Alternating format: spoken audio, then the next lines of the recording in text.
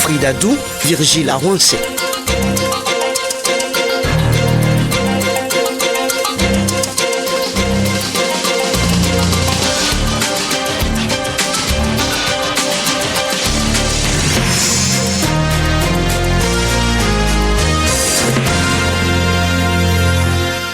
Madame, Monsieur, merci de renouveler votre fidélité au grand rendez-vous, le service après-vente hebdomadaire de l'actualité socio-politique sur Soleil FM. Vigile Avancé est de retour. Après 3 rendez-vous manqués, il nous revient rayonnant de forme pour contribuer à écrire de nouveaux épisodes de cette aventure radiophonique. Vigile, bonjour. C'est bien de disparaître pour réapparaître. Bonjour, Wilfried. Je ne savais pas que vous étiez un précipitateur. Alors, Vigile, l'actualité en votre absence a été polarisée par de stupéfiantes histoires, tant au Bénin qu'à l'extérieur du pays. Des faits qui convient maintenant de commenter, d'analyser, loin des tensions, des pressions et des passions, à travers le prisme des actes posés et de la parole entendue. Pour cet exercice, nous avons convié 2 spécialistes chevronnés. Mori Agbokou, journaliste communicant, consultant au PORAD, et puis le docteur Maurice Maonon, journaliste et spécialiste des relations internationales et stratégiques. Messieurs, bonjour, bienvenue à ce rendez-vous au cours duquel nous évoquerons, entre autres sujets, le séisme Trump et l'Afrique. Nous parlerons de la gouvernance Talon au rythme des réformes. Le président Talon, qui d'ailleurs entreprend son second déplacement à l'intérieur du pays depuis son élection. Nous parlerons également des suites de l'affaire de cocaïne pure qui a défrayé la chronique la semaine écoulée, mais dont on continue de parler encore. Et nous évoquerons enfin les chantiers de la lutte contre la corruption à l'ère de la rupture. Alors, sans transition, une fois n'est pas coutume, nous parlons de politique à l'international.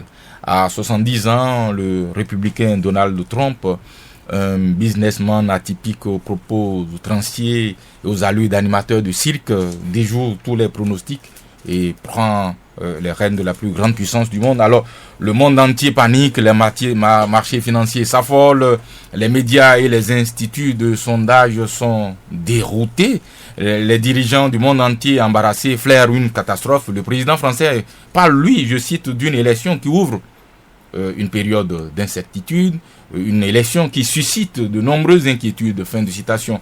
À votre avis, pourquoi l'élection de ce milliardaire que France Info traite de clown devenu président émeut autant la planète, Maurice Maonon?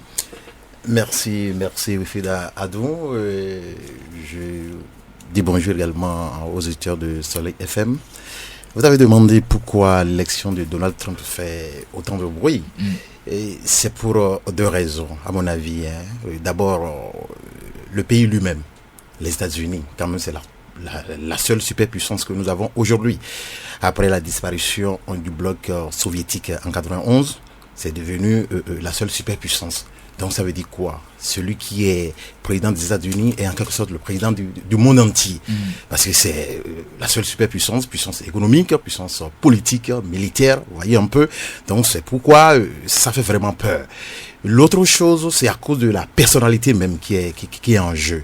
Le candidat Donald Trump qui est devenu désormais le président. Parce que vous savez très bien que au cours de la campagne, tout ce qu'il disait, c'est vraiment à l'antipode même de ce que un candidat à une élection de telle envergure pouvait dire. Parce que vous voyez par exemple son programme. Quel est le contenu même si d'abord c'est l'Amérique d'abord, il est allé quand même trop fort. Il est allé au-delà des lignes. Voilà. Donc c'est ça qui fait qu'on se dit, si celui-là devient président de la République, qu'est-ce qui va se passer? Est-ce que nous allons encore assister à ce que, vous vous souvenez de l'administration Bush, fils, j'allais dire. Combien de fois le monde a été tellement agité. Et si celui-ci, il est aussi républicain, s'il arrive comme ça à élaborer un tel programme, et c'est ça qui fait que les analystes, les politologues et autres géostratégistes stratèges et autres là, et disent que ça fait ben, comme au finish c'est lui qui a gagné, eh ben on peut désormais le considérer comme... mais Trump, candidat aux antipodes de ce qu'on a toujours observé, mais c'est tout de même lui que les Américains ont choisi finalement. C'est vrai, je suis d'accord avec vous que c'est lui, puisque ce n'est pas le monde qui vote aux États-Unis. Oui, mais finalement, est-ce que c'est pas l'Américain, le vrai Américain, c'est pas ce que les Américains aiment? Oui, c'est vrai, c'est ce que les Américains aiment, mais vous savez très bien que, bon, aujourd'hui, c'est un populiste, il ne faut pas avoir peur de le dire. Et aujourd'hui, en Occident, c'est les populistes qui ont le vent en poupe. Vous avez vu ce qui s'est passé au Royaume-Uni avec le Brexit, par exemple. Aujourd'hui, c'est ce discours que les gens veulent entendre. Il faut mettre fin au politiquement correct qu'on a toujours entendu. Et donc, c'est sur ça que lui l'a surfé. Mais est-ce que ça arrange le monde avec les Américains? Je suis d'accord, surtout la classe moyenne, et les exclus de la société. Ça, il faut le dire. Il faut aussi dire que c'est un vote sanction. Ça, c'est vrai. Mais au-delà de tout cela, l'Amérique, c'est vrai, c'est pour les Américains, c'est les Américains qui votent. Mais le rôle que les États-Unis jouent dans le monde, les Américains, par leur politique extérieure, influencent. Vraiment, c'est pourquoi je parlais de superpuissance. Très bien. Alors, Mori Agoku, vous avez suivi ce Trump qui arrive au sommet comme il n'y est pas venu. Vous êtes aussi inquiet que tout le monde ou non? Non, d'abord je dis bonjour. Ensuite, inquiet, je ne crois pas, parce qu'on a assisté à un grand spectacle. C'est un show à l'américaine. Si, c'est un grand spectacle et dans ce genre d'exercice comme dans d'autres, ce que fait celui qui anime le spectacle, c'est de veiller à savoir à peu près ce que veulent voir, ce que veulent entendre les clients, les électeurs. Encore que ce Trump a été animateur de télé et d'émissions de divertissement pendant 11 ans. Donc, à répondre le mieux à leurs attentes parce que c'est un exercice de manipulation. Vous voulez que quelqu'un soit avec vous, il faut pouvoir le toucher dans son affectif de manière à ce qu'après appropriation, lui-même devienne un levier pour mieux porter votre message. C'est lui qui a réussi le plus et il nous donne une première leçon que de moins en moins en politique, on l'a déjà vu un peu ici, mais on n'y a pas fait très attention. Ce n'est pas les gens qui ont les meilleurs profils, qui sont capables d'élaborer les plus belles théories de développement qui intéressent les lecteurs. Ce qui l'intéresse, c'est celui qui est capable de répondre à leurs attentes, qui peut porter haut et fort ce qu'ils pensent tout bas. Oui, mais malheureusement, dans ce discours, Maurice Mahonon l'a dit tout à l'heure, c'est les populistes, autant en Europe que maintenant en Amérique, on le vend en poupe. Mais on a constaté, en Grèce par exemple, Tsipras, on a vu par exemple au Royaume-Uni, on a vu en Espagne avec Podemos, on a vu en Autriche avec d'autres partis politiques qui sont de l'extrême droite, qui montent en puissance, qui prennent le pouvoir, mais généralement, le discours qu'ils tiennent, c'est difficilement réalisable. Non, mais je ne sais pas. Vous voyez, il y a deux étapes. Vous voulez le pouvoir. Il faut l'avoir d'abord. Et puis on verra après. Avant de pouvoir l'exercer. Et c'est en l'exerçant que vous pourrez peut-être changer quelque chose. Très bien. Alors, il faut l'avoir d'abord. Oui, mais le cas Trump, parlons-en toujours. Comment cela se fait que les radars n'ont pas pu le repérer, que les sondages les plus ratés de cette manière-là? Tout le monde finalement, ce Trump, c'est quand même un ovni pour les. Je crois que les sondages prennent en compte ceux qui acceptent de parler. Ça nous donne comme deuxième leçon qu'il peut y avoir parmi les clients, la clientèle, les électeurs, une majorité qui est silencieuse. Et dangereuse. Et dangereuse, si vous voulez, mais qui est silencieuse, qui a décidé que ce n'est pas en allant parler aux sondages, aux sondeurs, dans les médias qu'ils vont faire. Et ça, c'est encore la force de Trump ou c'est un phénomène au hasard? Non, je crois que c'est un phénomène dont il faut tenir de plus en plus compte. Qu'il y a des gens, dans un contexte économique donné, qui peuvent faire leur choix sans décider d'aller en étalage en public avant de passer à l'acte. Très bien. Alors, vainqueur à l'issue de l'une des campagnes les plus dingues de l'histoire des États-Unis, ce milliardaire qui a fait fortune dans l'immobilier succède officiellement à Barack Obama dans quelques semaines. Mais déjà, tout le monde est curieux de savoir à quoi ressemblera l'Amérique version Donald Trump. Est-ce que vous en avez une idée, Maurice Mahonon? Merci. Moi, avant de répondre rapidement à votre question, permettez-moi de dire tout simplement que, au-delà de tout ce qu'on peut dire, il y a un phénomène Trump aujourd'hui aux États-Unis. Il avait commencé, et quand il avait posé sa candidature, il a éliminé les 16 autres candidats, vous vous souvenez, républicains toujours, et pour les primaires. Donc, il est arrivé à cette étape-là. Il faut dire qu'il y a un phénomène Trump. Et puis, l'autre chose aussi, c'est quoi? C'est que les Américains, il y a quand même, dans la grande majorité, veulent aujourd'hui du changement. Ça, il faut le dire, parce que faire encore 8 années c'est-à-dire après 8 années de Barack Obama, au-delà de tout ce qu'on peut dire de Barack Obama, il a aussi des erreurs, certainement, qu'il a eu à commettre, et puis certains ne sont plus d'accord avec lui pour dire, il faut que les démocrates partent. Vous voyez un peu. Donc, c'est tout cela unique qui constitue ce. Oui, mais est-ce que aussi, il y a certains qui analysent et qui estiment que les Américains seraient un peu misogynes aussi et qui n'auraient pas voulu élire une femme, etc. Non, je ne dis pas. Vous pensez qu'ils en sont là? Non, pas du tout. Bon, je ne dirais pas. Bon, je ne vais pas faire la sociologie, c'est pas moi. De l'Amérique. Pas du tout. Mais je ne suis pas sûr que c'est ça qui a joué. Puisque ce que je vous disais tout à l'heure, ils ont fait 8 ans. Il y a 8 ans des démocrates au pouvoir, incarnés par Barack Obama.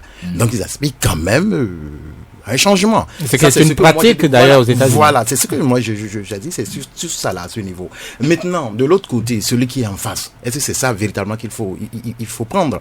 Et il a dit tout à l'heure, Morey a dit quelque chose de très intéressant. Il a dit, il a surfé sur ça, il a vendu ce que les gens aiment entendre. Et c'est surtout ça. Et aujourd'hui, mettre en application tout cela, c'est ça le gros problème. Et je rebondis alors sur votre question tout à l'heure pour dire, mais non, vous m'envoyez, c'est pas, vous me demandez de faire une politique fiction. Parce que quelqu'un qui... Divination. Mais oui, vraiment, parce que voilà quelqu'un, on ne sait absolument rien de ce qu'il veut faire. C'est un ovni, tant sur le plan politique national, également international. Est-ce que ce n'est pas pour cela aussi qu'il inquiète un peu? Oui, mais justement, c'est ce que je disais tout à l'heure. Parce que voilà quelqu'un qui a le sort de toute l'humanité, c'est pas entière, entre ses mains. Et qui ne connaît même pas où se situe, c'est pas sur la carte du monde, je prends le cas du Bénin. Il se comporte un peu comme un cowboy tessin et qui on craint qu'il déclare des guerres à gauche et à droite. Aujourd'hui, pour analyser, on est obligé de voir un peu ce que les républicains ont l'habitude de faire. Et il faut dire que ce qui nous intéresse, au-delà de, c'est pas sur le plan international, je veux pas sur le plan international, pardon, et africains surtout, il faut dire que les Américains, surtout les démocrates, les républicains, j'allais dire, s'intéressent quand même plus à l'Africain. On a vu il a fait beaucoup de choses sur le continent. Et si vous prenez par exemple le MCC, c'est-à-dire dans le Bénin, c'est pas moi, je crois que c'est le second combattant le bénéficier. C'est George Bush qui a initié ça, par exemple. George Bush également, il a un programme de lutte, il a initié un programme de lutte contre le paludisme, également contre le sida. Et c'est ça que Barack Obama est venu et il a essayé de mettre cela en application. Et chez les démocrates, ce qu'on a retenu globalement, les démocrates, c'est l'AGOA, par exemple, que Clinton avait instauré et qui a été prorogé même jusqu'en 2025, je crois, et qui permet à certains États, une quarantaine, je crois, d'exporter plus facilement. Là. Donc, celui-ci, par exemple, il n'a rien dit de tout cela. On ne sait absolument rien. Et sur le plan militaire également, les Américains sont présents à travers plusieurs programmes, CRI, et Lakota, et puis Flintlock.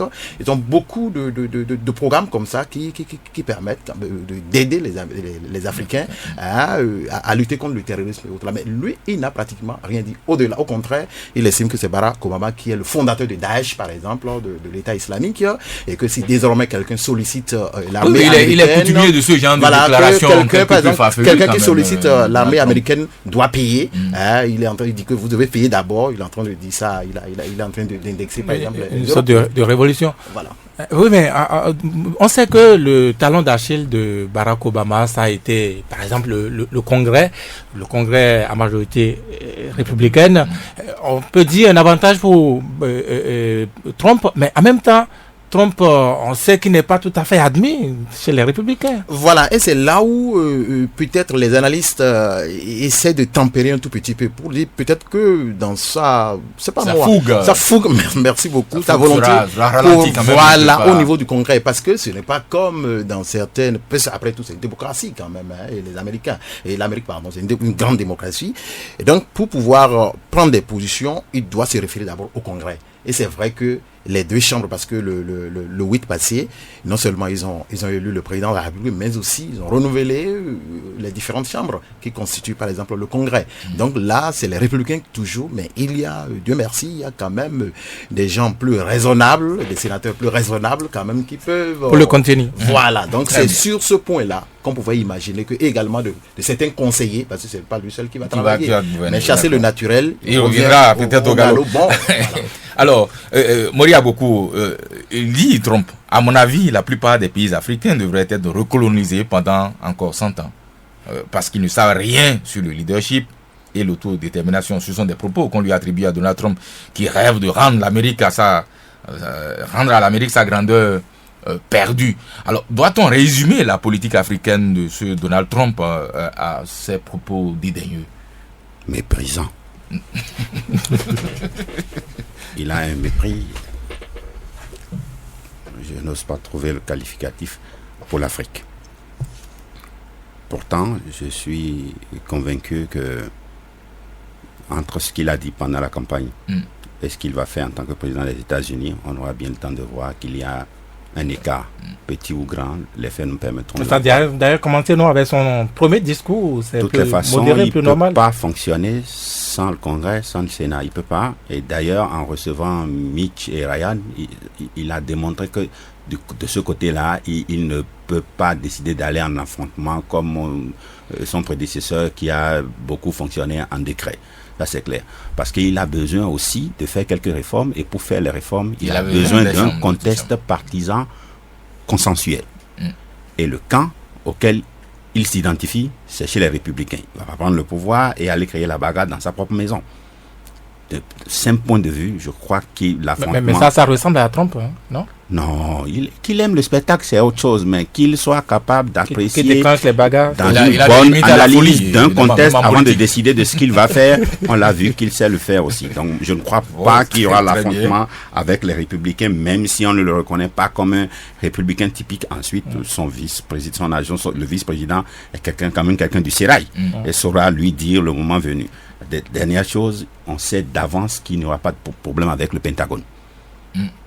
On l'a déjà vu très clairement. Et donc, s'il veut faire quelque chose de neuf du point de vue de la présence militaire des États-Unis, ceux qui espèrent qu'il va faire du neuf peuvent aussi commencer par se calmer, parce que pour qu'il prenne une décision entérinée par le Pentagone, c'est une myriade de lobbies qui doivent s'entendre, arrondir les angles au mieux des intérêts des États-Unis avant que ça puisse avancer. Donc je crois que on peut compter sur le mécanisme pour contenir le président. Il ne peut pas faire autrement. Il peut pas faire autrement. De toute façon, les États-Unis, c'est une démocratie parce où les choses sont bien cadrées. Il n'est même pas du sérail politique. Il prend le pouvoir. Il a déjà réussi à contourner tout ça. Et maintenant qu'il prend le pouvoir, il va décider de balayer tout ça. Il ne peut pas. Le système est tellement fort, puissant, bien rodé. Lui, il apparaît dedans, comme disait Maurice, comme un ovni. Un ovni, passé le moment de la curiosité que suscite son atterrissage. Après, ça rentre dans le contexte et ça s'intègre, ou on le prend ou on le détruit.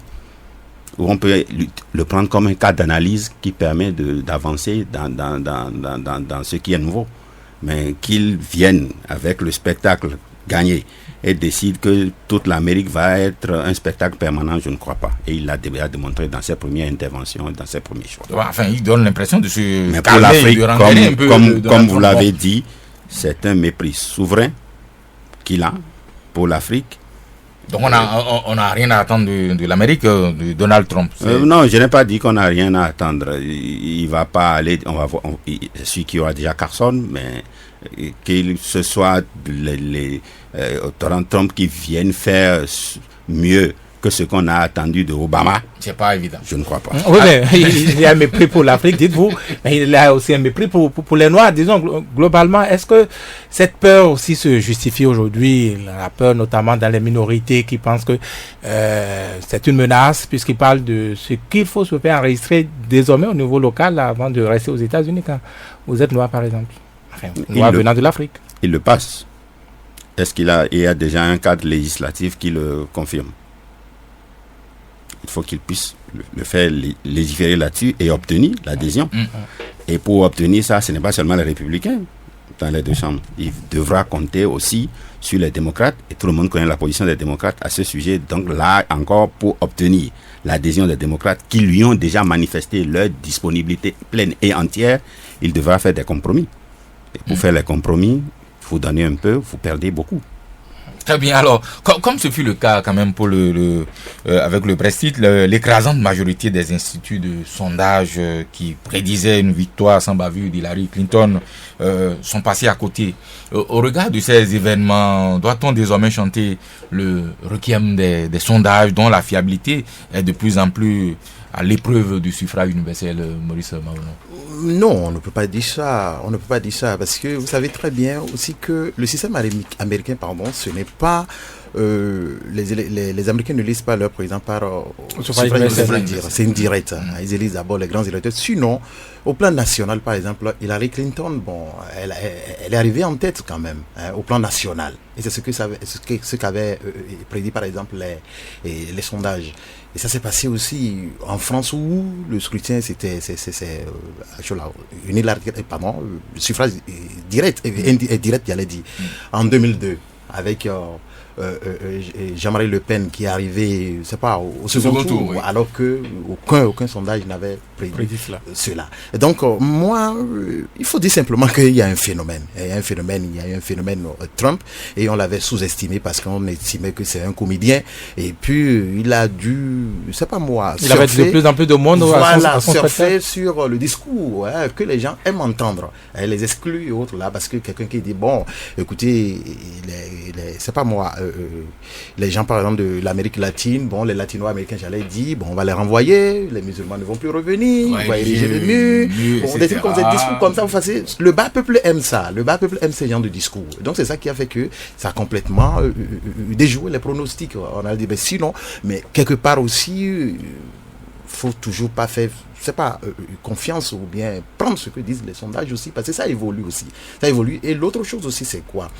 Vous savez très bien que à 2 jours, à 1 semaine, j'allais dire même de la fin de la campagne, il y a le directeur du FBI qui a encore lancé, une bombe, j'allais dire, qui a pratiquement contre Hillary, en disant qu'il revient. Tout ça n'a pas joué un peu. Voilà, c'est ça. Donc ça a dérouté, par exemple, les sondages qui n'ont plus rien compris par rapport à ça. Donc, vous voyez, il y a un phénomène, Trump qui a tout écrasé. Et je ne sais pas si vous avez prévu la question, mais sinon, je voudrais simplement parler de l'Afrique qui, jusqu'à présent, c'est la réaction, ce que disent les Africains et autres là, qui m'étonnent un tout petit peu. Parce que aujourd'hui, nous sommes dans un environnement, dans un contexte au plan international qui aura beaucoup de changements. Ça, il faut le dire.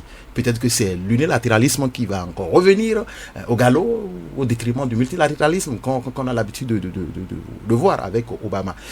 Mais face à cela, les Africains ne disent pratiquement rien. Tout ce que certains dirigeants ont dit, c'est d'approuver la victoire de Trump parce qu'il va les laisser peut-être en paix, surtout qu'il prône l'isolationnisme des États-Unis. Donc ça veut dire quoi? Chacun peut tripatouiller sa constitution et faire ce qu'il veut. Donc ce sont ceux-là qui sont concernés, qui réagissent les premiers, surtout en Afrique centrale. C'est ça qui m'étonne. L'Union africaine, jusqu'à présent, n'a encore pratiquement rien dit. On dépêché de féliciter Trump. Alors que le problème qui se pose, c'est de penser, de voir, mais face à ce contexte, qu'est-ce qu'il y a lieu de faire? Supposons si un bon matin, il dit, écoutez, moi, il mettait en application tout ce qu'il a dit. Mais quelle pouvait être notre réaction? Quel est le plan B que l'Afrique est en train de mettre? Pour le moment, on ne dit pratiquement rien. Et c'est ça qui m'étonne un peu. Mais Maurice, il y a beaucoup sur les sondages. Est-ce que désormais, il faut cesser de croire aux sondages? Non, je ne dirais pas ça. Les sondages prennent en compte ceux qui acceptent de s'y prêter. Et j'ai parlé de majorité silencieuse, il faut qu'on en tienne compte parce que ce que nous voyons aux États-Unis permet de, littéralement, pour citer un cas historique, de dire qu'aux États-Unis aujourd'hui, le tiers-État prend un peu plus de place qu'il ne l'avait toujours, c'est-à-dire une catégorie sociale professionnelle moyenne, mais basse. Moyenne, oui. Basse. La basse couche de la classe moyenne prend beaucoup de place aujourd'hui. C'est des gens qui veulent qu'on tienne compte de leur mauvaise qualité d'existence. De plus en plus, ils ne sont pas là seulement pour arpenter les égouts. Il faut qu'on sache qu'ils existent et que ceux dont ils ont besoin, il faut au moins qu'on en fasse la promesse. Parce qu'une chose est de faire la promesse de prendre le pouvoir, une autre chose est, quand on a pris le pouvoir, de savoir ou de pouvoir même honorer ses engagements. Donc ceux-là n'ont pas donné leur avis dans les sondages, donc c'est des données qui n'ont pas été prises en compte. Les sondages ne vont pas vers ceux-là. Quand on vient chez vous pour un sondage, il y a aussi votre capacité à y répondre. Vous voulez y répondre oui, vous ne voulez pas y répondre, vous dites non. Simple. Aucune loi ne vous oblige à participer à un sondage. Est-ce que parfois les sondeurs n'écartent pas un certain nombre de couches dans l'échantillonnage qu'ils font? Les sondeurs font partie d'une catégorie socio-professionnelle aussi, n'oublions pas, c'est les cols blancs. Et quand les cols blancs vont faire le boulot, il y a les contraintes techniques, mais sur le terrain, il sait que s'il va à tel côté, les résultats seront plus vite, parce que dans le sondage aussi, n'oubliez pas, c'est l'instantanéité, c'est celui qui va publier le premier aussi. Alors si on doit aller au fin fond de Tchoumi trouver quelqu'un pour avoir son avis parce que le téléphone, le réseau là-bas est erratique, il préfère téléphoner chez les gens qui ont le réseau et qui peuvent répondre rapidement. D'où quand même la superficialité du travail qui est effectué par les sondeurs. Alors, mais on ne peut pas dire qu'on ne peut pas en tenir compte. Peut-être qu'on change un peu de méthodologie pour que l'échantillonnage soit mieux fait. À titre indicatif. Oui. Alors, certains tentent d'établir une analogie entre cette élection américaine et ce qui s'est passé chez nous au Bénin, un candidat soutenu par le sortant, entouré de tout l'establishment et un homme d'affaires inattendu qui fait mentir tous les pronostics pour ravir la vedette aux favoris des sondages. Ce parallèle est-il sensé ou est-ce un peu tiré par les cheveux? Bon, je ne sais pas par quoi c'est tiré. Dans la forme, ça peut tenir. Dans le fond, ça n'a rien à voir. Donald Trump n'a rien à voir avec le président de la République du Bénin, Patrice Talon. Non, on ne parle pas des personnages. On parle du processus. J'ai dit dans la forme, on peut. Dans le fond, j'y vais. Si je vais dans le fond, je suis obligé d'aller au détail. Donc, allons-y. On est d'accord? Allons-y. Merci beaucoup. Patrice Talon connaît bien le sérail politique béninois de manière transversale. Avant même d'être candidat, tout le monde sait qu'il connaît ce monde-là. La preuve, même s'il n'a pas été adoubé par par les grandes chapelles politiciennes, je ne dis pas politique, politiciennes du Bénin, il a réussi quand même à s'imposer. La nuance est entendue. Et ce que nous voyons venir là, je suis sûr que vous voyez les mêmes choses que moi, c'est que lui, on peut faire tout ce qu'on veut. Un des objectifs qu'il a, c'est la recomposition du paysage politique. Pour le moment, par quel levier il va y aller? C'est by force, ou bien c'est en compromis, ou même en compromission, on verra. Mais il va recomposer. Parce que l'affaire là, tel que ça a marché, des gens avec qui il a eu des relations très larges, très longues, très bonnes ou très mauvaises selon les intérêts des uns et des autres, qui ne l'ont pas adoubé, qui ne l'ont pas soutenu au vu au su de tout le monde, c'est quelque chose qui peut rester en travers de la gorge du premier zème passé. Donc celui qui a l'ambition de rentrer dans l'histoire de son pays, nous sommes sûrs qu'il va essayer. Et comme c'est un compétiteur, peut-être qu'il va gagner la bataille de la recomposition. Oui, mais est-ce que c'est déjà pas difficile les premiers pas, lorsqu'on sait qu'il est déjà en déphasage avec son propre agenda? Je n'ai pas bien compris. Oui, sur la réforme ou les réformes politiques.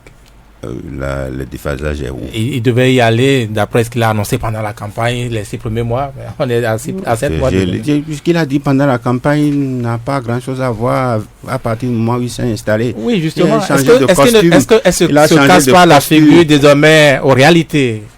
Oui. Il tient compte des réalités et vous remarquez bien, ce n'est pas le monsieur que vous voulez comparer à Trump, lui n'aime pas le spectacle. Non, s'il fait une annonce, c'est qu'il a fini d'en régler les modalités.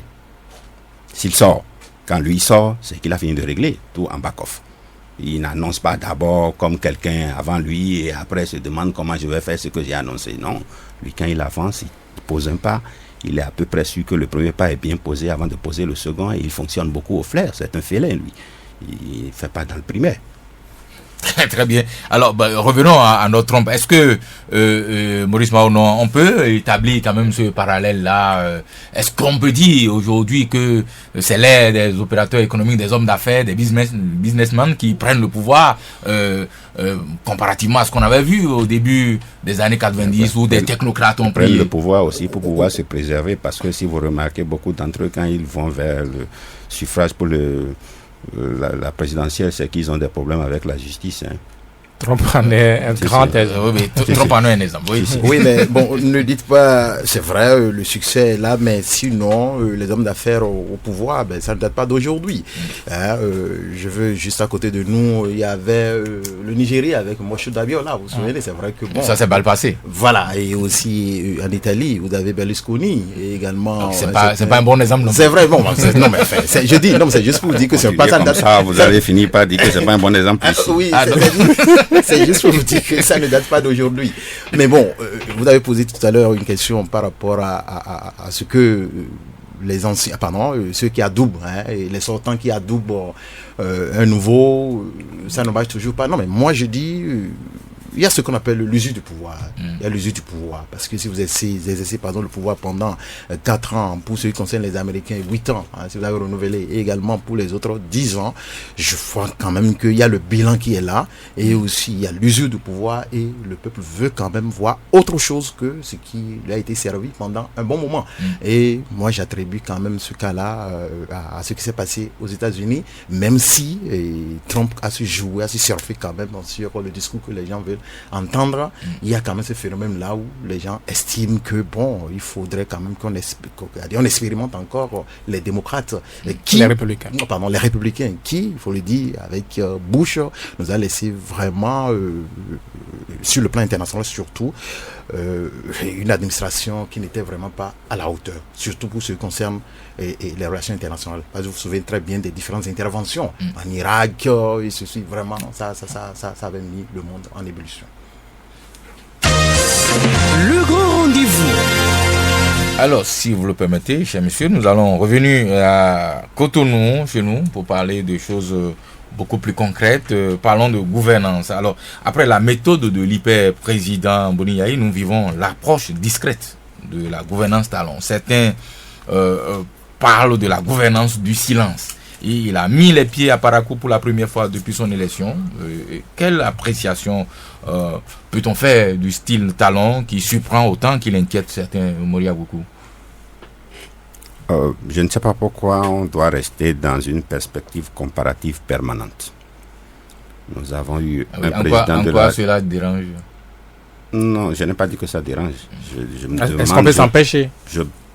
Moi, je me demande pourquoi est-ce qu'on devrait rester dans une perspective comparative permanente, parce que nous avons deux personnes, deux personnalités, deux ambitions, deux modes de fonctionnement qui ne sont pas jumelles. Oui, c'est d'ailleurs cela qui oblige à la comparaison. Non, parce qu'il y a un qui a fait 10 ans. On a eu le temps de voir qu'il ne réfléchit pas beaucoup bien avant d'agir. Vous voulez dire qu'il agit avant de réfléchir? C'est ça que vous insinuez? C'est l'impression qu'il a donnée et confirmée. D'accord. Oui, mais est-ce qu'on peut empêcher, on peut éviter de penser, de faire ces genres de comparaisons lorsqu'on sait qu'au Bénin, par exemple, on dit qu'on ne choisit pas, mais on élimine? Non, je n'ai pas dit qu'on ne compare pas, mais j'ai dit est-ce qu'on doit comparer en permanence? C'est la question que j'ai posée et je la partage avec vous parce que moi je n'ai pas encore la réponse. Par contre, le président de la République qui est en place, Patrice Talon, est sorti pour aller à Parakou. Il y a Djougou Semere. Djougou Semere, je n'ai pas très bien suivi l'actualité de la semaine parce que j'étais un peu éprouvé. Je ressors de 2 obsèques, donc ça c'est pas facile non plus de suivre. Mais ce que je voudrais dire, c'est que s'il décide d'aller à Parakou, ce n'est pas un choix qui aura été fait au hasard, parce que c'est Parakou qui a retenu l'attention de tout le monde. Djougou, Seradonga, Semere, c'est très proche du fief d'un de ses meilleurs alliés aujourd'hui. En tout cas, s'il décide d'y aller, c'est parce qu'il a un intérêt particulier à y aller. Au premier jeu, j'ai cru entendre dire que c'était parce qu'il voulait aller surfer sur les bons résultats de la campagne cotonnière. Mais tout le monde... C'est possible, c'est son monde. S'il a envie de sortir, il sort pas beaucoup, il sort pas vite, il faut bien qu'il choisisse un espace, un contexte, un environnement, une atmosphère qui lui soit favorable. Il n'a aucune tendance suicidaire, lui. Donc s'il va à Parakou, c'est qu'il se sent à l'aise là-bas. Et n'oublions pas que les deals de Parakou est quand même connu pour sa proximité loyale et durable vis-à-vis du président de la République. Donc je ne vois pas ce qu'il y a d'étonnant à ce que le président aille dans un espace où il sait que ceux qui sont là l'attendent et aimeront le voir pour confirmer que les relations d'allégeance qu'il y a entre eux se portent bien. Oui, mais maintenant, revenons à son style. Comment appréciez-vous le style Talon? Le style Talon dépend de sa gouvernance, de sa personnalité même, et nous savons tous qu'il vient du monde des affaires. Il en a fait de belles, de grandes, et il n'a pas l'habitude d'être vu en front-off. C'est quelqu'un qui reste en back-off, et je vais répéter au risque de vous ennuyer quelque chose que j'ai dit. S'il sort, c'est qu'il a fini de régler un certain nombre de préalables. Tout au moins 85%, disent certains. En tout cas, il ne fait pas dans l'improvisation subite, soudaine, au gré d'un instinct. Puisque nous sommes dans une approche comparative, cela permet de dire que... d'y rester. Mais oui, nous allons y rester, oui, puisque là, ça nous éloigne, ce que vous dites, là, nous éloigne un peu de la gouvernance un peu théâtrale, mettons, émotive à laquelle nous avons assisté. Vous n'êtes pas d'accord, apparemment? Je l'ai dit, les deux ne sont pas des jumeaux. On ne peut pas espérer que c'est copier-coller. L'autre fait d'abord et se demande après comment il va continuer.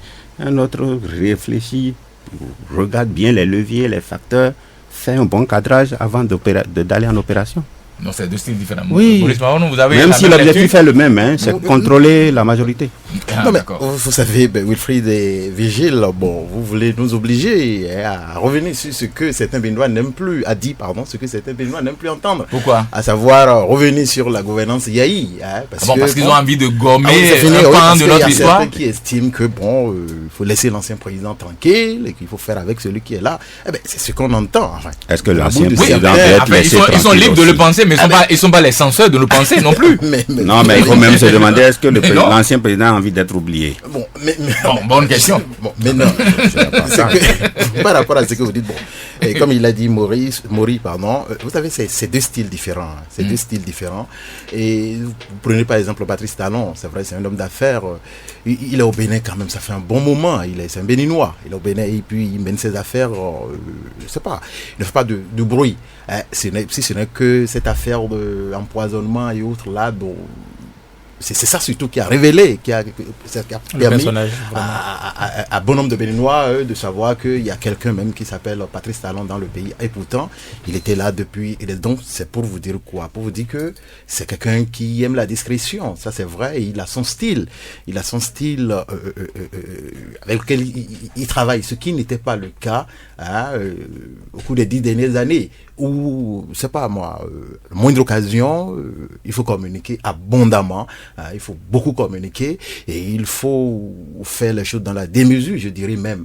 Donc maintenant, on a constaté que le style c'est plus méthodique, c'est plus méthodique. C'est méthodique, mais est-ce qu'on ne nous cache pas l'essentiel? Non, mais moi je ne dis pas, je ne peux pas dire a priori qu'on nous cache ce qui est sûr, tôt ou tard, même si on nous cachait des choses, tôt ou tard ça va sortir, ça il y a rien à faire. Ça, il n'y a rien à faire.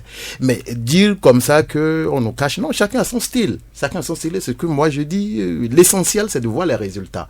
C'est de voir les résultats. Parce qu'il ne sert à rien que tous les matins, par exemple, on voit le président de la République, ses affiches partout, aux différents carrefours. C'est pas ce que demandent les Béninois. Non, mais c'est pas en réalité, les Béninois, apparemment, ne sont pas guéris de cette façon de faire les choses, de cette propagande parfois outrageante à laquelle nous avons assisté pendant toute cette période.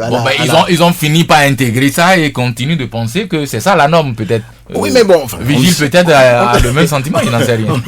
Moi, je ne vois pas pourquoi vous voyez que Yahi a conditionné les Béninois dans un réflexe pavlovien de quête obsessionnelle d'information et d'image du président. Qui fait que aujourd'hui, comme le style a changé et est différent, les Béninois en souffrent. Je ne crois pas que les Béninois en souffrent. Par contre, je suis d'accord avec vous qu'ils sont impatients d'avoir des résultats parce que la situation de la précarité est très forte. Très bien. Et quand c'est comme ça, vous avez intérêt non plus à ne pas vite faire pour vous tromper. Mais si vous mettez aussi trop de temps à satisfaire les premières attentes, vous portez ça comme un boulet. Oui, justement, certains acteurs se préoccupent, disent-ils, du fait que le gouvernement tarde à montrer sa réelle maîtrise des dossiers et de l'action publique, y compris de sa propre communication. Une communication qui nous fait passer du trop au pas assez.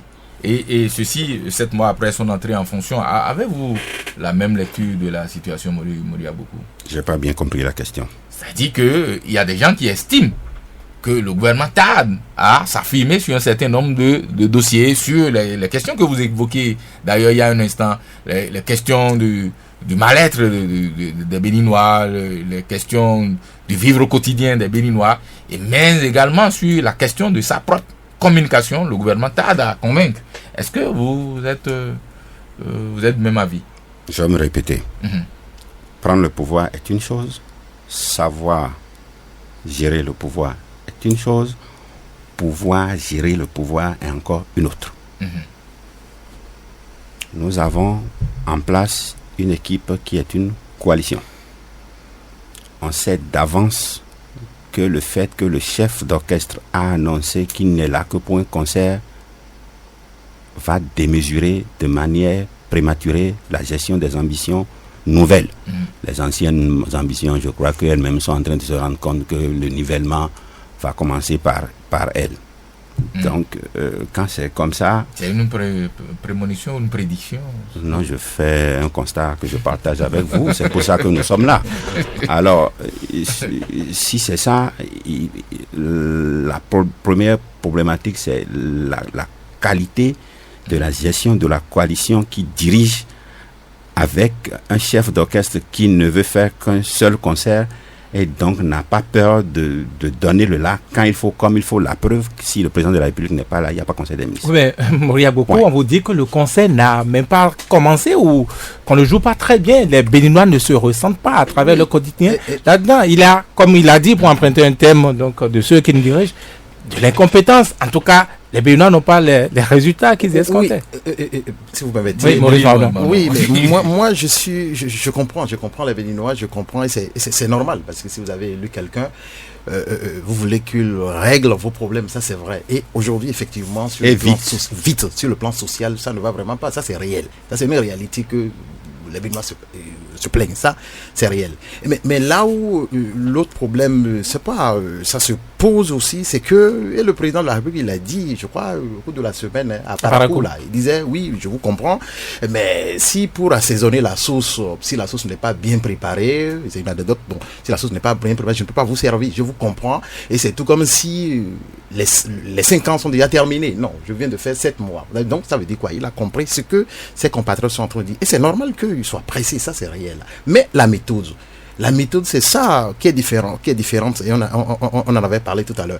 Il y a le programme d'action du gouvernement qui a été, c'est pas adopté, il est publié. C'est vrai que on n'a pas fait, le gouvernement du moins n'a pas fait comme on en a l'habitude. La communication, tournée gouvernementale.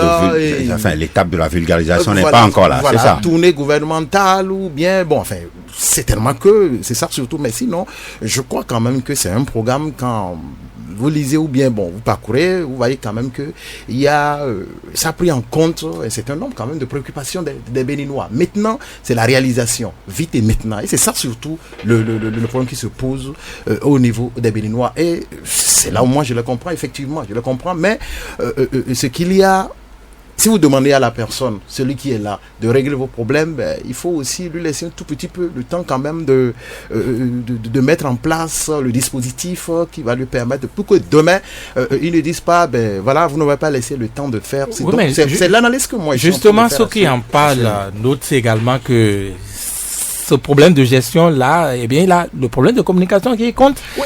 N'est-ce pas, quand vous parlez de sauce sur le feu, n'est-ce pas, oui, mais je ne bien, oui, son allégorie, on y reste. Le président de la République a dit ça. Oui.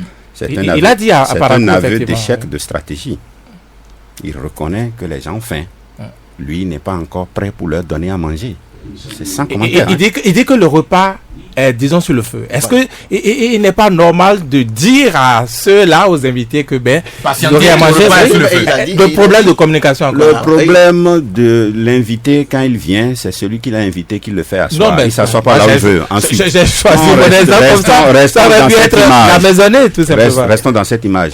Ensuite, s'il est venu sans avoir prévu que ça va mettre du temps pour qu'on commence par manger et boire, il va de soi que l'humeur en ressente un coup. Que celui qui l'a invité, qui l'a bien installé, vienne lui dire ce ne sera pas prêt avant demain, peut casser complètement l'ambiance aussi. Mais au moins, il faut reconnaître que celui qui a invité a dit je ne suis pas encore prêt pour qu'on mange comme il faut. Pourtant, c'est pour ça qu'on l'a mis là. C'est parce qu'on avait trop fait. Vous allez me faire répéter ce que j'ai déjà dit.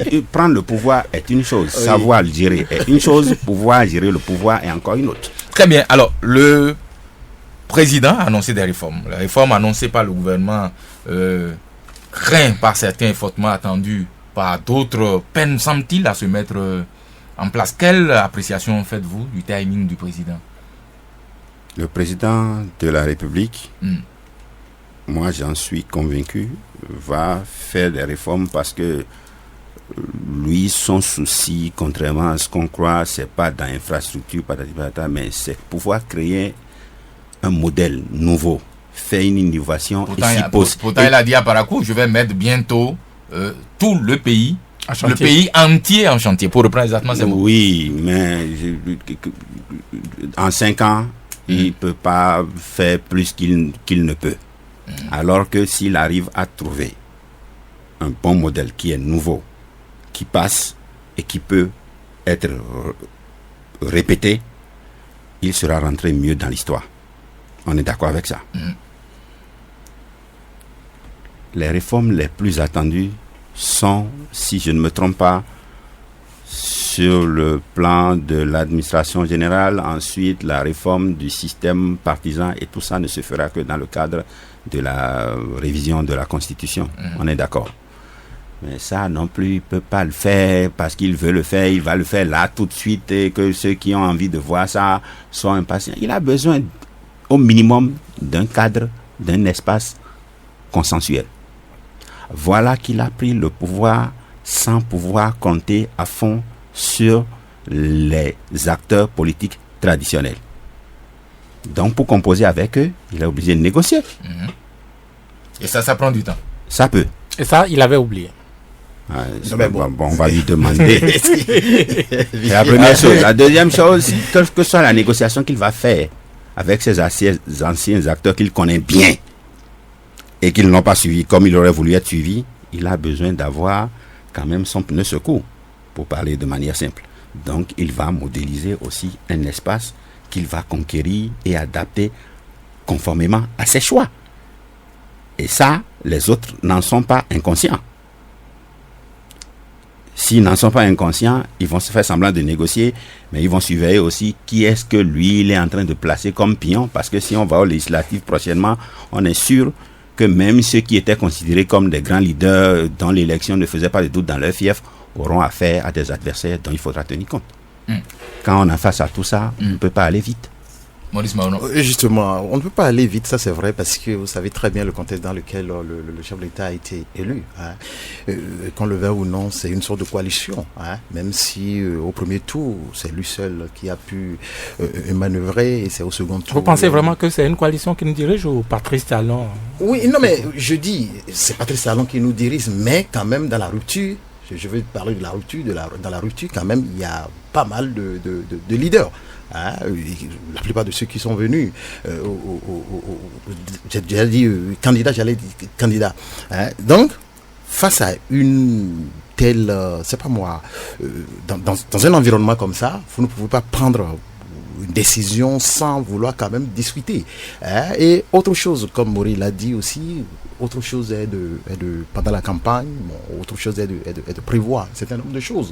Mais dans la réalité, il y a des pesanteurs. Donc il faut tenir compte de tout cela. Et c'est pour cela que avec la publication, même si ce n'est pas encore le produit fini, parce que j'aurais appris que c'est bien après que ils vont vulgariser le programme d'action du gouvernement. Il a dit aussi. Voilà. Donc même si ce n'est pas encore, donc ce qui est déjà envoyé au niveau des réseaux sociaux ou bien dans les journaux et autres là, je crois déjà que ça montre ce qu'il veut faire, et donc ce qui a lieu de faire, à mon avis, c'est de calmer, entre guillemets, les populations d'abord, ou les Béninois qui attendent. Non, et c'est bien vrai, ils ont raison d'attendre, mais c'est de les calmer pour leur expliquer davantage ce que le gouvernement est en train de faire par rapport à ce qu'il va jeter comme base pour pouvoir atteindre ses objectifs. Parce que le problème qui se pose, c'est quoi? C'est à la fin que chaque Béninois va pouvoir approuver ou bien noter.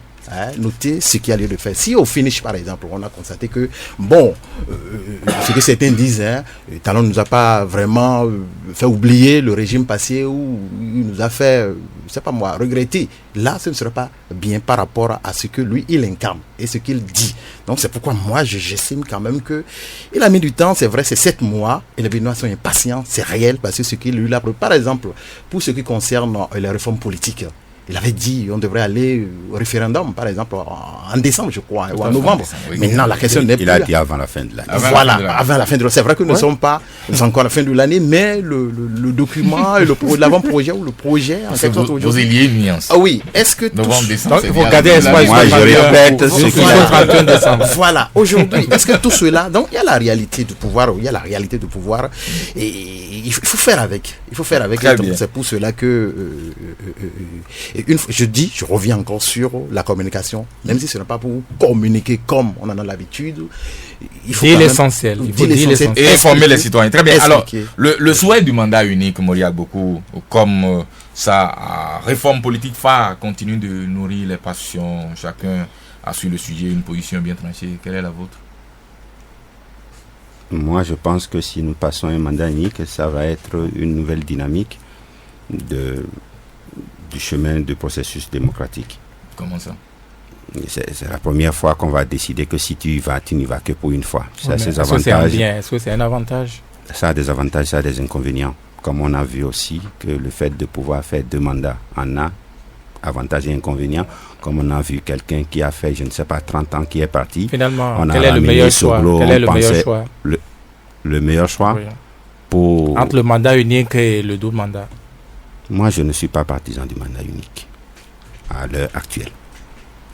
Si nous avons fait le PRPB aussi longtemps, nous avons ramené Soglo, qui a nourri beaucoup d'espoir.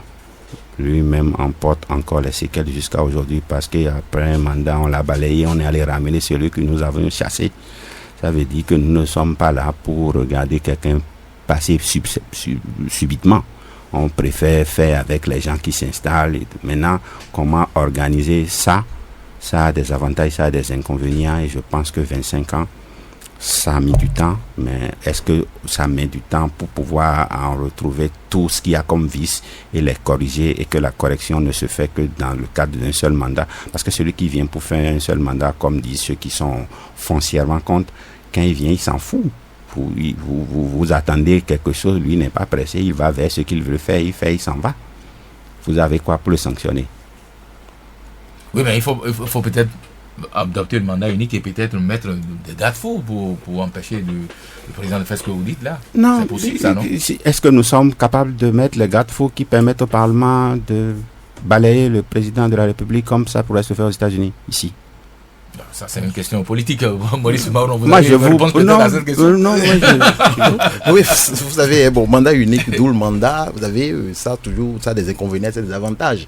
Et c'est pourquoi d'ailleurs la commission n'a même pas pu trancher en tant que tel. Mais moi, au lieu de prendre position pour un ou une telle forme, option, bon, moi je tente d'expliquer parce que si vous prenez par exemple le mandat unique, c'est bon parce que la personne vient, il peut vraiment travailler. Il faut travailler parce qu'il y a cette obsession effectivement pour le pouvoir. On commence par, à chaque matin quand on se rase, on veut toujours penser au renouvellement du mandat, tout ça là. Ça c'est vrai.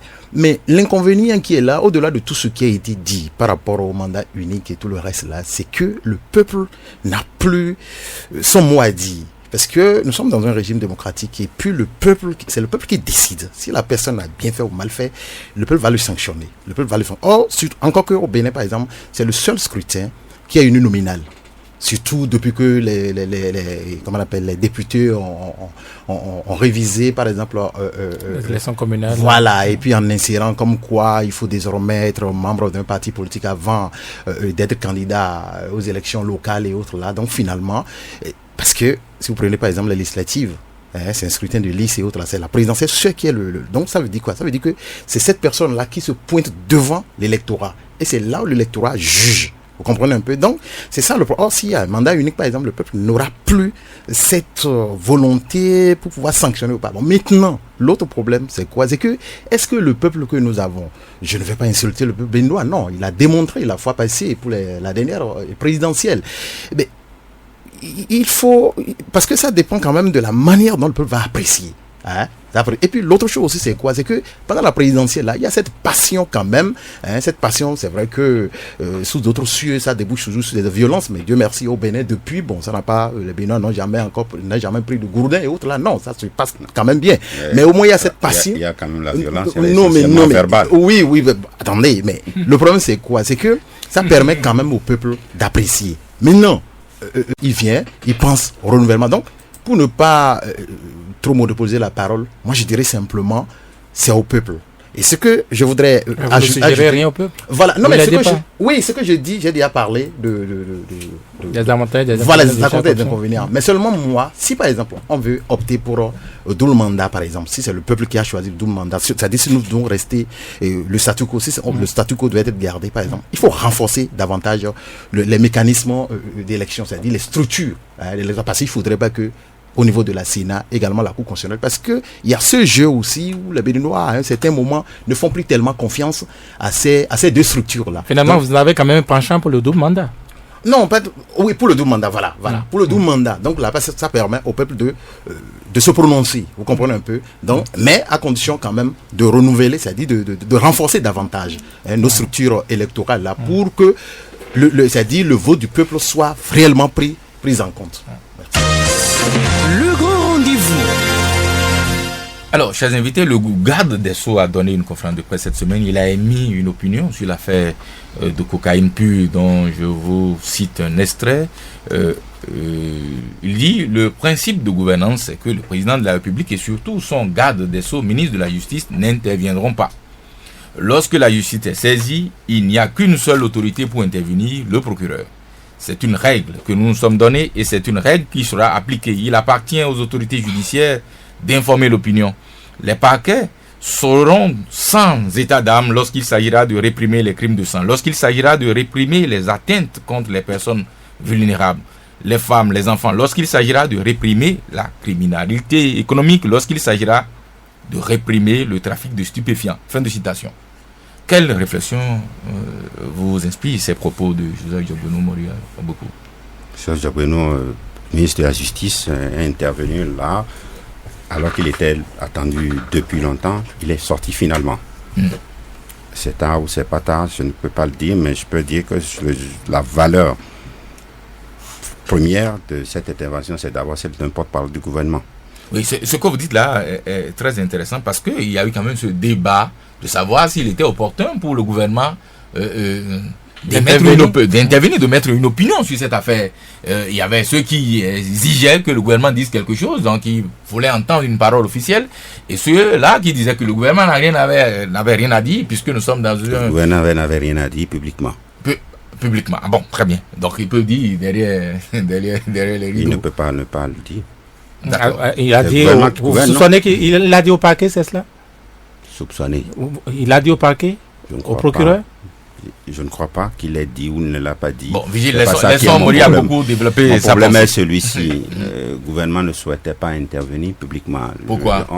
Quelqu'un m'a dit ce matin que le président de la République aurait dit que lui, il a eu beaucoup de pression dans une affaire qui est arrivée très récemment. C'est ça, hein? Il faisait allusion à cette affaire, justement. Bon, donc, ça veut dire qu'en back-off, il y a quand même eu quelques échanges, mais la position institutionnelle sortie pour prendre position, le gouvernement n'a pas souhaité le faire pendant que l'affaire était dans les mains de la justice. On ne peut que faire le constat qu'il le confirme. Qu'est-ce que Joseph Jogbenou, ensuite celui qui parle, j'ai dit, la première valeur, c'est porte-parole. Et n'oubliez pas, avant d'avoir un engagement politique, il vient de la société civile. Cela veut dire quoi? Cela veut dire que c'est quelqu'un qui a un très fort engagement citoyen. Oui, bah, enfin, je ne vois pas toujours le lien, Moria beaucoup. Comme si quelqu'un parle, il parle d'abord avec son background. Hein. Donc il exprime un peu ses convictions aussi. Forcément, il ne peut pas aller parler avec autant de force s'il n'y croit pas. On ne voit pas si le porte-parole, hein, alors vous... J'ai dit là. Et porter la parole de Patrice Talon, vous dites? Du gouvernement, j'ai dit porte-parole du gouvernement. Celui qui parle là ensemble, fonctionne comme un porte-parole du gouvernement dont on attendait la sortie publique depuis et il est sorti. On ne peut que faire le constat qu'il n'a pas dit qu'il ne dira rien. Le principe qu'il érige là, est-ce qu'il a de quoi s'y fier lorsqu'on sait que dans une autre crise, celle du football notamment, et qui avait conduit à la justice, le gouvernement n'avait pas eu tout à fait la même position puisqu'il était intervenu? Le contexte n'est pas le même.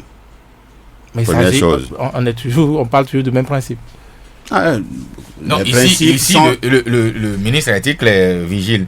Il a parlé d'un certain nombre d'affaires suffisamment claires, les crimes de sang. Il a cité, il a énuméré même. J'ai dit que c'est quelqu'un qui a un très fort engagement citoyen. Il a énuméré, donc c'est pas apparemment la même chose, un peu comme le dit Maurice. Maintenant, si le principe, le gouvernement décide que le football, il va intervenir d'abord avant que le juge ne tranche, ça c'est autre chose. Mais là, regardez bien.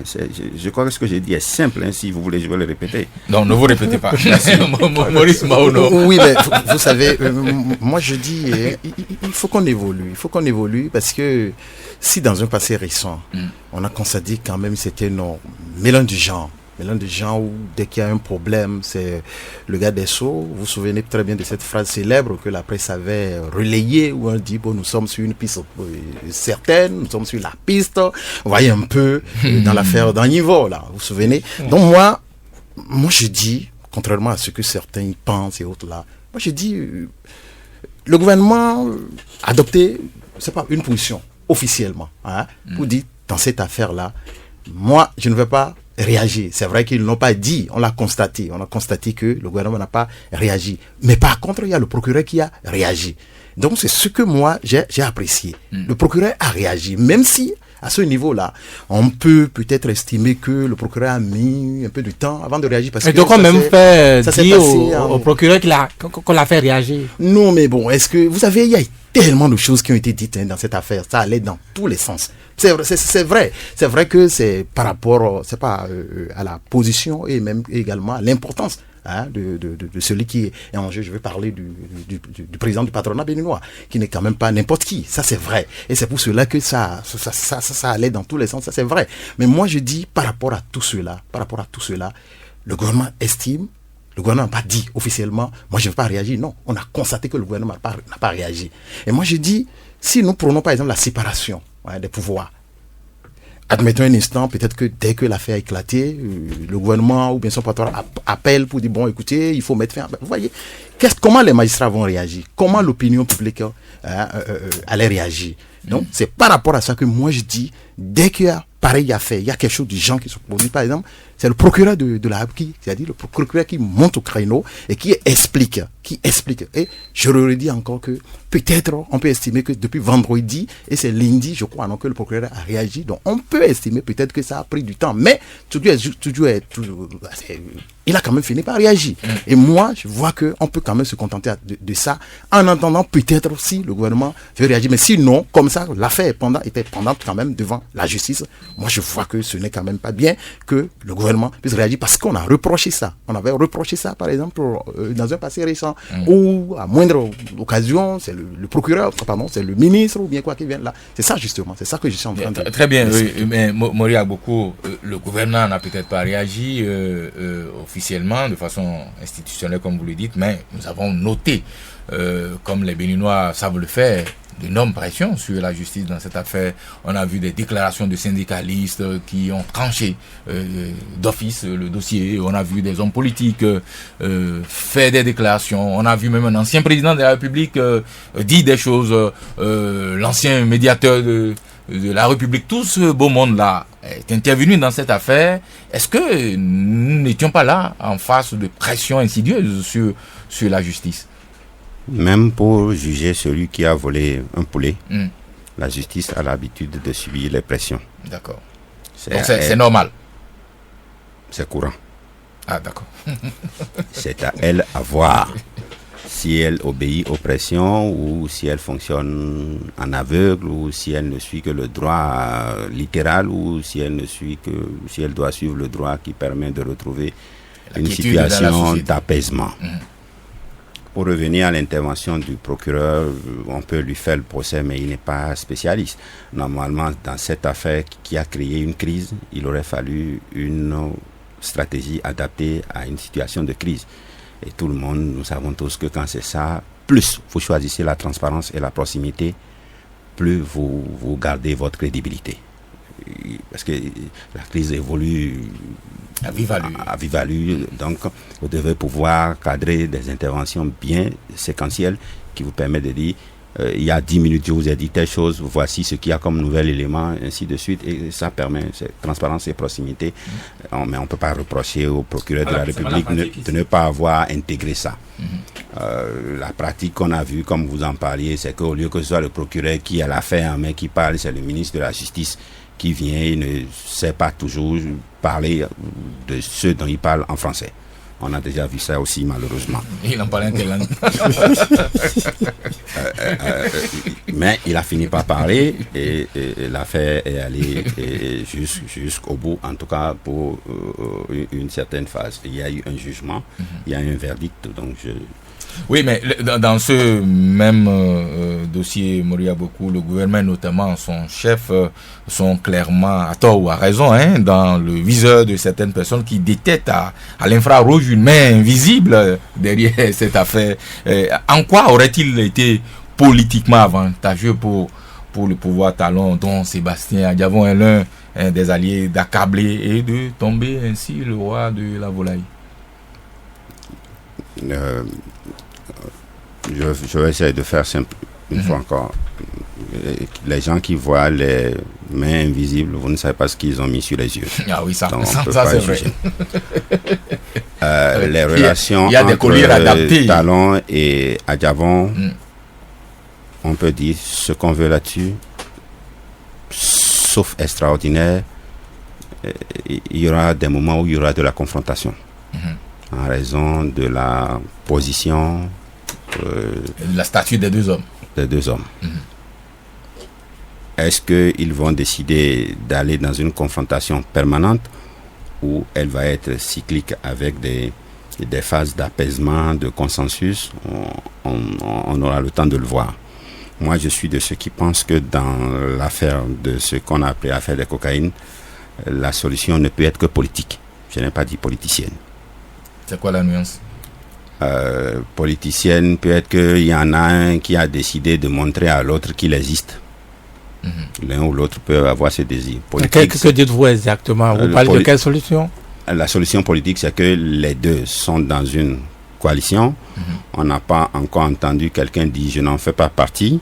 Sinon, peut-être un des premiers signaux aurait été qu'on voit les ministres qui sont allés dans cette coalition par le biais d'un, quitter l'autre. On n'a pas vu ça. On a vu un processus qui est arrivé à un verdict qui a libéré au bénéfice du doute, je crois, c'est ça, celui qui était mis en cause. La suite, ça va être quoi? On attend pour voir qu'est-ce qu'il y a de nouveau dans cette affaire. Le président de la République a dit qu'il a subi des pressions et que si on ne peut pas laisser la possibilité de punir quelqu'un qui est en faute et qu'on cultive l'impunité, il serait difficile de lutter contre la corruption. On va perdre les repères. C'est surtout ça que moi je retiens. Là encore, stratégiquement, il reconnaît qu'il y a eu des faiblesses et qu'il faudra corriger. Alors, vous en parliez, relation Talon Adiavon, Maurice Mahonon. Comment est-ce que vous percevez sur le reste du mandat cette relation? Oui. Manifestement, c'est une relation qui a pris un coup.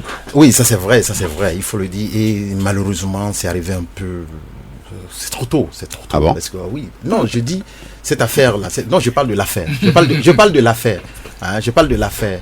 Que tout au début, parce que 7 mois, sur 5 ans quand même, vous voyez, ça ne veut pas dire grand-chose. Et c'est déjà arrivé parce que, on le disait tout à l'heure, Sébastien Adiavon, quand même, c'est un véritable poids pour le gouvernement et surtout pour le président Talon, qui a des ambitions pour le pays. Il faut le dire parce qu'il a pas mal de réformes, que ce soit sur le plan politique, que ce soit sur le plan économique. Et n'oubliez quand même pas que Sébastien Adiavon, il est le président du patronat béninois. Et si vous prenez par exemple le PAG, le programme d'action du gouvernement, et aussi le budget, pour pouvoir mobiliser ses ressources et tout ça là, il a besoin quand même de compter avec le secteur privé, dans le cadre du partenariat public-privé. Donc vous voyez, donc il a besoin véritablement de Sébastien Adiavon. Et non seulement pour ce qui concerne les réformes, par exemple, il y a des députés qui sont proches de lui, à l'Assemblée nationale. Et aussi au niveau du gouvernement, il y a des ministres qui sont proches de lui. Donc, ça veut dire quoi? Ça veut dire qu'il a vraiment besoin de lui.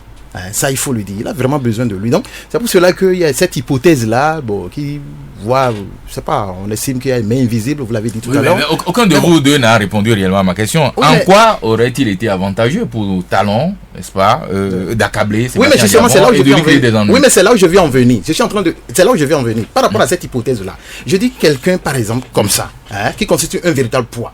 Mais en quoi il va dire, bon voilà, je vais lui créer des ennuis? C'est là où je suis en train de poser des questions. Par rapport à ceux qui estiment que il voit une main invisible du côté du... Je dis, mais non, parce que lui, il n'a même pas encore fait voter son budget. Le budget n'est même pas encore voté. Je parle du gouvernement. Son premier budget n'est pas encore voté. Et il a besoin de cette personnalité-là pour adopter, par exemple, ces réformes-là.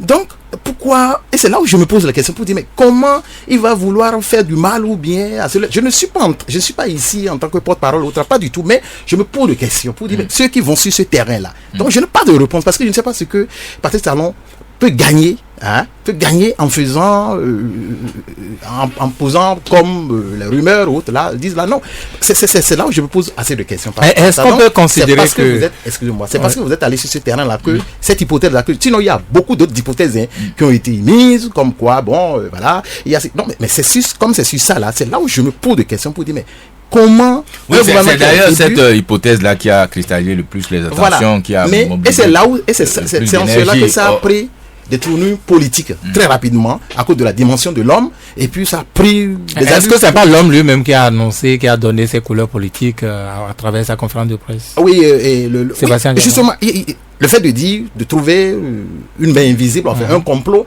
là ça a donné en quelque sorte, c'est pas moi, de la matière en quelque sorte, et les gens ont trouvé ça rapidement pour pouvoir rebondir ça. Et c'est ça qui a fait que l'affaire complètement a pris cette dimension, et heureusement que le juge a tranché. J'aurais appris que une partie aurait interjecté appel, je sais pas si... Évidemment, ça a été démenti.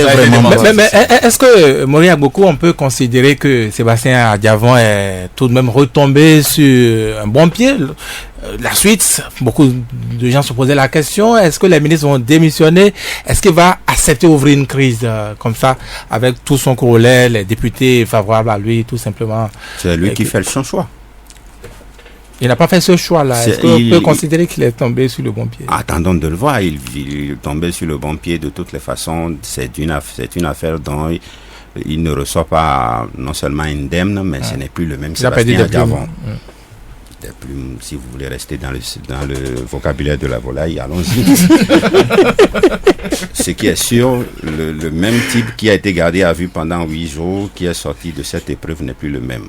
C'est un homme comme nous tous, et quand on a une épreuve, on en sort toujours. Si on n'y gagne rien, on gagne en expérience. Deuxième chose, je le répète, nous savons tous que les deux qui sont en face là sont pour le moment en coalition, mais que la confrontation est inévitable. Ça interviendra à un moment où alors? Est-ce que ça a commencé? On le verra. Ce qui est sûr, si ça commence, il faudra regarder 2 ou 3 petites choses. 1, qui va ouvrir le feu. Avec quel engin? Oui, qui va ouvrir le feu. 2, c'est comment celui qui a reçu le coup va réagir.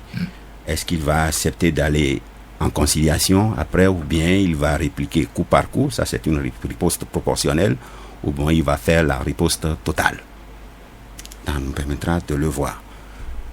Dernière chose, quel que soit ce qu'on va dire, ce qui est en jeu, ce n'est pas la crise entre les deux, on sait qu'elle est inévitable.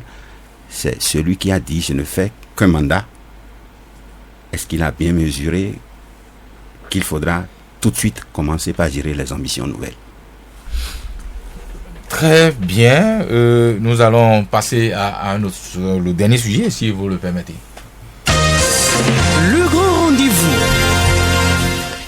Alors, c'est une promesse forte du pouvoir, mais on continue toujours d'attendre les premiers signaux significatifs de la lutte contre la corruption et l'impunité. À votre avis, Maurice Maonon, pourquoi c'est aussi délicat de lutter contre ce phénomène dans notre pays? Bon, il faut dire que la lutte contre... Parce que le président avait dit « je suis prêt ». Oui, il a dit. Et vous savez, lutter contre la corruption, ça ne date pas du régime de Talon. Qui vous souviennent que Dieudonné Soglo, M. Dieudonné Soglo, quand il avait pris le pouvoir, quand il était arrivé au pouvoir, il avait parlé de faire grande gorge aux pilleurs de l'économie. Après, Kérékou a parlé de moralisation de la vie publique. Et avec Anne Diaye, je crois, qui a même dirigé une structure en la matière. Au finish. Sous Bonigaï, il y a même eu une marche verte, je crois, contre la corruption. On a parlé. Donc on dit que c'est ça qui a ouvert la corruption. Non, mais je ne suis pas bien placé pour le dire. Mais toujours est-il que je sais qu'il y a eu. C'était pas une marche de soutien à la corruption. Quand même. Je sais, ce qui est sûr, je sais qu'il y a quand même beaucoup de publications. Et ce n'est pas Wilfried qui allait quand même démentir cela. Il y a eu des publications et des ouvrages quand même croustillants sur les différents scandales notés durant ces 10 années. Et même sur le plan juridique, par exemple, c'est sous Bonigaï qu'on a adopté quand même la loi sur c'est pas l'enrichissement illicite, etc. Donc, ça veut dire quoi? Sur l'arsenal juridique existe. Mais est-ce que la volonté politique est là? C'est ça le problème fondamental. Maintenant, et Patrice Talon, lui aussi, il a dit, mais au départ, il y a eu des audits. J'ai appris qu'il y a eu des audits que jusqu'à présent, parce que j'entends, il n'a pas encore publié les audits, il n'a qu'à publier. Bon, moi je vois que si par exemple les audits ont été publiés, avec le ministre Le Garde des Sceaux, il n'a pas grand chance que les audits soient publiés. Non, mais j'ai appris quand même, je ne sais plus quel ministre l'a dit, parce qu'il a estimé que il y a eu des audits effectivement, mais ils sont en train de vérifier encore un certain nombre de choses. Bon, je ne sais plus exactement quel ministre l'a dit.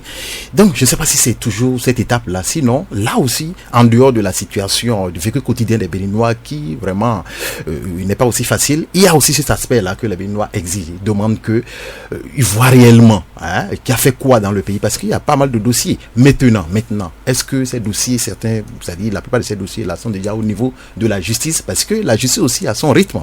La justice, il peut y avoir une volonté politique et au niveau de la justice, la justice a son rythme que nous ne maîtrisons toujours pas. Oui, mais on n'a jamais rien vu au niveau de la justice. Oui, mais je ne sais pas si le procureur ou bien les magistrats sont venus pour dire, bon voilà, il y a tel nombre de dossiers. Bon, je ne sais pas, mais sinon, ce qui a au cours de 7 mois, j'ai appris qu'il y a des audits et que jusqu'à présent, ces données n'ont pas été publiées. Donc, c'est ça le problème. Donc, moi, je pense peut-être que l'acte majeur, peut-être que le gouvernement peut poser, c'est de publier déjà ça. C'est de publier déjà ça, ces audits-là, et là, ça va fixer. Sinon, sous Boni Yahi aussi, c'est comme ça que les audits ont été publiés, et puis bon, on ne voyait rien. Donc, l'acte majeur, si toutes les enquêtes ont été menées au niveau du gouvernement, et si le gouvernement est en mesure de publier, eh bien, pourquoi ne pas publier? Parce que ce n'est même pas à ce niveau-là. Je crois qu'il y a quand même certains dossiers, hein. Par exemple, ceux qui ont acheté des domaines, je crois, non, bon, on a publié. Il y a pas mal de choses. On peut considérer que c'est déjà un début de lutte contre la corruption. Oui, mais enfin... Mori Agoko, est-ce que ça ne traîne pas un peu trop les actions efficaces, j'allais dire significatives, contre le phénomène de la corruption? Est-ce que les Béninois n'ont pas raison un peu de craindre, Maurice Mahon en parlait, il y a eu des audits dont les résultats n'ont pas été publiés, ce fut le même cas. Sous Yahi Boni, pendant 10 ans, on n'a pas vu ces audits. Est-ce que c'est pas logique qu'on s'en préoccupe ou qu'on s'en inquiète? Oui. Qu'on s'en inquiète, oui. Qu'on s'en préoccupe, oui. Mais le problème est très simple à mon avis. Personne n'a dit qu'il n'y a pas de corruption. Qui est corrompu? C'est ça que le Béninois veut savoir. Enfin, c'est de ça surtout que le Béninois veut avoir la confirmation. Puisque parfois le train de vie, les réalisations, surtout immobilières et tout ça des uns et des autres qu'on a connus il n'y a pas longtemps, dont on sait à peu près combien ils gagnent, peut donner matière à spéculation sur leur moralité. Mais c'est géré dans un contexte politique pour le moment, puisqu'on ne sait pas si la justice a déjà pris des dossiers ou pas. Si la justice a pris les dossiers, c'est à elle aussi de décider en toute transparence, de dire nous avons tel dossier. Et nous avons mais est-ce qu'on ne devrait pas savoir? Est-ce qu'on devrait en être à se poser encore ces questions-là? Est-ce une faute que de savoir? Non, ce n'est pas une faute, c'est un droit. Mais pour savoir, il faut que celui qui a donne. Celui qui a, s'il décide de ne pas donner au moment où vous vous y attendez, il a ses raisons aussi. Je le disais, nous sommes en politique. C'est une question d'alliance, de rapport de force permanent. Est-ce que si vous avez besoin de telle personne pour avancer dans ce que vous voulez faire et qu'il a les pieds dans la boue de la corruption, vous préférez le laisser dans la boue là pour l'empêcher d'en sortir? Donc lui peut aussi vous empêcher. Est-ce qu'on n'a pas échoué alors déjà à faire ce genre de réflexion là? La lutte contre la corruption n'a pas ainsi échoué? Non, on ne peut pas dire qu'on a échoué à réfléchir à lutter contre la corruption. Donc c'est une affaire d'opportunité et de timing. C'est surtout une affaire de situation. Est-ce que dans ce dossier, celui qui est mis en cause, j'ai besoin de lui ou pas? Parce que n'oubliez pas que c'est un cercle où celui qui a les pieds dans la boue aujourd'hui, peut-être demain, peut se retrouver dans votre situation aussi. Et un homme qui plus ou moins normal aussi, de temps en temps, se dit, si je lui fais ça aujourd'hui, est-ce que demain il ne va pas me refaire la même chose? Il y a ça comme contrainte aussi. Par contre, ce sur quoi il faut, je crois, insister, c'est quand même multiplier le cadre de la pédagogie et de la vulgarisation dans ce qui doit être la lutte contre la corruption. Parce qu'il y a aujourd'hui très peu de personnes qui se préoccupent de comment j'ai gagné l'argent. Je veux en gagner, point. Parce que la valeur du mérite, pas le travail, ne fait plus partie de ce que nous avons retenu pour progresser ici. Non? On a vu des gens qui n'étaient rien et par le biais de quelqu'un, je vais citer, il n'est plus là, donc il ne pourra pas protester, et qui a vu qu'en démocratie, you get what you pay for, c'est-à-dire c'est le pouvoir d'acheter qui permet d'avancer les espaces pour faire la publicité, les grands électeurs pour être démarcheurs, comme si vous vouliez louer une maison, et qui a fait naître une nouvelle génération d'hommes riches. Les nouveaux riches. Et ceux-là avaient tout sauf les diplômes dont les parents nous ont bassiné les oreilles.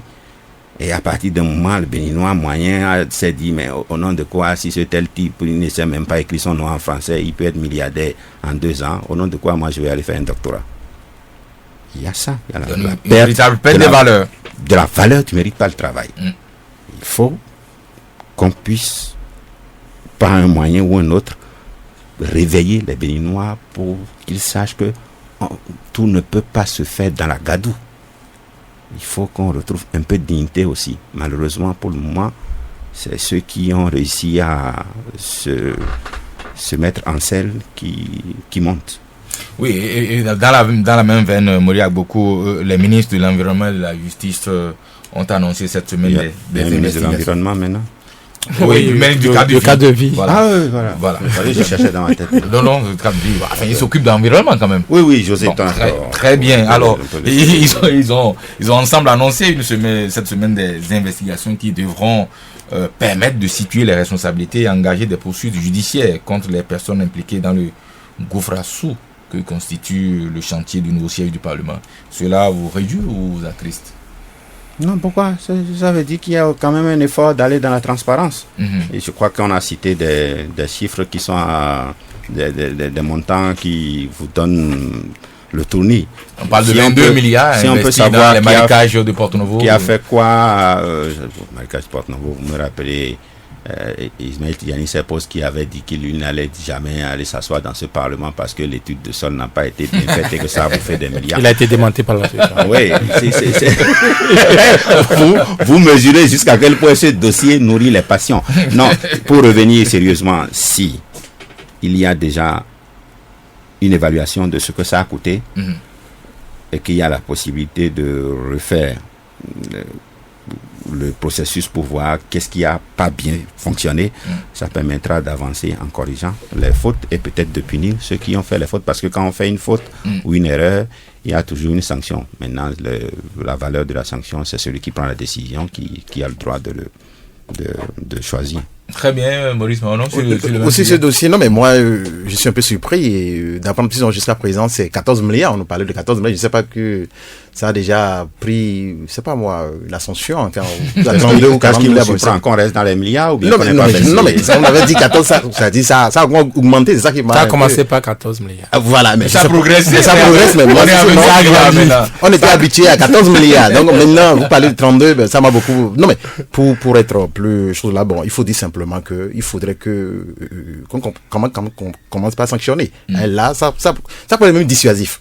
Ça va empêcher d'autres, puisque vous savez très bien que s'enrichir aujourd'hui, vous pouvez du jour au lendemain commencer par ériger des maisons, personne ne peut vous demander quoi que ce soit. Là, ce n'est pas bien. Et là, ça va décourager quand même ceux qui se élèvent. Donc, c'est pourquoi la lutte contre la corruption. Mais si on le fait partout, hein. Oui, si on commence par le faire et qu'on voit que c'est seulement. Non, il ne faut pas cibler. Il ne faut pas que la liste soit sélective. Pas du tout. Très bien. Il faut pas le faire. On va prendre l'initiative, on pourra malheureusement pas répondre à la question. De toute façon, la lutte contre la corruption. À la prochaine émission. À la prochaine émission. Moria Gboko et Maurice Mahonon, tous deux journalistes, analystes, mais aussi stratèges, étaient nos invités pour le compte de ce 148e numéro de Grand Rendez-vous. Monsieur, merci d'être venu en direct éclairer l'actualité de vos opinions. Vigile Avanceur, Wilfried Adoum et Yamidi Mohamed aux manettes, vous prie de continuer à nous rester fidèles. Rendez-vous dimanche prochain, même heure, même fréquence, avec de nouveaux invités si Dieu le veut.